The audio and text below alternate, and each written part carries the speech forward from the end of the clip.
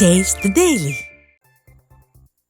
கோவை மாவட்டம் ஆனைக்கட்டி பகுதியில் உள்ள தனியார் மதுபான பாரை அகற்றக்கோரி பழங்குடியின மக்கள் ஆட்சியர் அலுவலகத்தில் மனு அளித்தனர்.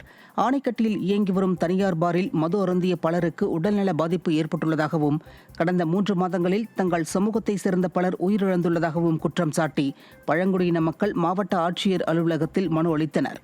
தனியார் மதுபான பாரை அகற்ற மாவட்ட நிர்வாகம் உரிய நடவடிக்கை எடுக்க வேண்டும் என்றும் அவர்கள் வலியுறுத்தியுள்ளனர்.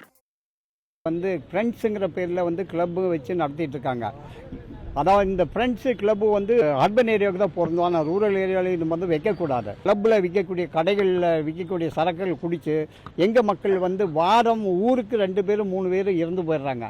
இல்லை மாதத்துலேயே 10-30 பேர் பக்கம் போயிடுறாங்க. கிட்டத்தட்ட 2-3 மாதத்துலேயே 196 பேர் எங்கள் மக்கள் இறந்துருக்குறாங்க. சிவகங்கை மாவட்ட ஊரக வளர்ச்சி முகமை அலுவலகம் முன்பு மத்திய அரசின் 2024-25 ஆண்டிற்கான நிதிநிலை வரவு செலவு அறிக்கையை கண்டித்து தமிழ்நாடு அரசு ஊழியர் சங்கத்தினர் கண்டன ஆர்ப்பாட்டத்தில் ஈடுபட்டனர். வரி விலக்கு உச்சவரம்பு குறைந்தபட்சம் 5 லட்சம் ரூபாயாக உயர்த்தப்பட்டிருக்க வேண்டும். ஆனால் அப்படி உயர்த்தப்படாததால் அரசு ஊழியர்கள் தங்களது 2 மாத ஊதியத்தை வருமான வரியாக செலுத்தி வருவதாக குற்றம் சாட்டிய அவர்கள் அரசு ஊழியர்களுக்கு வருமான வரியிலிருந்து நியாயமான அளவு விலக்கு அளிக்க வேண்டும் என்றும் வலியுறுத்தினர்.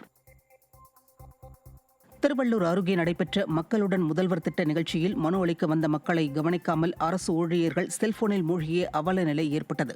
கும்மிடிப்பூண்டி சட்டமன்ற தொகுதிக்குட்பட்ட மெய்யூர் ஊராட்சியில் மக்களுடன் முதல்வர் திட்ட நிகழ்ச்சி நடைபெற்றது.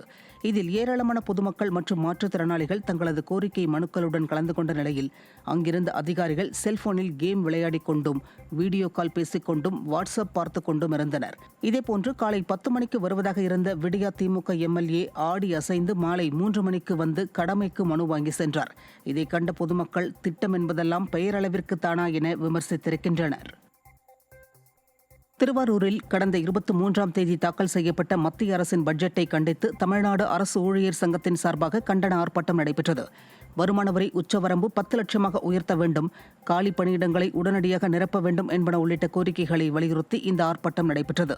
இதில் அரசு ஊழியர் சங்கத்தின் திருவாரூர் மாவட்ட கிளையை சேர்ந்த திரளான அரசு ஊழியர்கள் பங்கேற்று மத்திய அரசுக்கு எதிராக கண்டன கோஷங்களை எழுப்பினர். கடலூர் மாவட்டம் விருத்தாச்சலம் அருகே நடைபெற்ற விடியா அரசின் மக்களுடன் முதல்வர் நிகழ்ச்சியில் பொதுமக்கள் பெரிதும் அவதிக்குள்ளாகினர். விருத்தாச்சலத்தை அடுத்த மங்களம்பேட்டையில் நடைபெற்ற மக்களுடன் முதல்வர் நிகழ்ச்சியில் பங்கேற்ற பொதுமக்களும் பெண்களும் தங்களது வேதனையை வீடியோவாக வெளியிட்டுள்ளனர். மனு கொடுக்க வந்தவர்கள் வெகு நேரமாக பசி பட்டினியுடன் காத்திருந்த நிலையில் அங்கிருந்த அதிகாரிகள் எவரும் கண்டுகொள்ளாமல் இருந்துள்ளனர். இதனால் தங்களுக்கு நேர்ந்த அவலத்தை பாதிக்கப்பட்ட பெண்கள் வீடியோவாக வெளியிட்டுள்ளனர். கன்னியாகுமரி மாவட்டம் தக்கலை அருகே பிளம்பரின் கொலை வழக்கில் விசாரணைக்கு அழைத்துச் செல்லப்பட்டவரை போலீசார் விடுவிக்க கோரி அவரது குடும்பத்தினர் எஸ்பி அலுவலகம் முன்பு தர்ணா போராட்டத்தில் ஈடுபட்டனர். தக்கலை அருகே உள்ள திருவிதாங்கோடு பகுதியைச் சேர்ந்த பிளம்பர் மகேஷ் கடந்த சில தினங்களுக்கு முன்னர் கொலை செய்யப்பட்டார். இந்நிலையில் கொலையில் தொடர்புடைய பெனட் என்பவரின் மாமா துரையை போலீசார் விசாரணைக்கு அழைத்துச் சென்றனர். நீண்ட நேரமாகியும் துரையை போலீசார் விடுவிக்காததால் துரையின் மனைவி மற்றும் குடும்பத்தினர் நாகர்கோவில் எஸ்பி அலுவலகம் முன்பு அமர்ந்து தர்ணா போராட்டத்தில் ஈடுபட்டனர். இதனால் மாவட்ட எஸ்பி அலுவலகத்தில் சிறிது நேரம் பரபரப்பு ஏற்பட்டது. திருப்பூர் மாவட்டம் உடுமலை அருகே 3 காட்டு யானைகள் விடுதிக்குள் புகுந்ததால் அப்பகுதியில் பெரும் பரபரப்பு ஏற்பட்டது. உடுமலை அருகே கேரளா எல்லை பகுதியில் தனியார் பள்ளி அருகில் தங்கும் விடுதி ஒன்று கட்டப்பட்டு வருகிறது. இந்த நிலையில் 3 காட்டு யானைகள் அங்கு புகுந்ததால் பெரும் பரபரப்பு நிலவியது. 1 மணி நேரம் கழித்து தங்கும் விடுதியின் கதவுகளை உடைத்து கொண்டு காட்டு யானைகள் வெளியேறியது.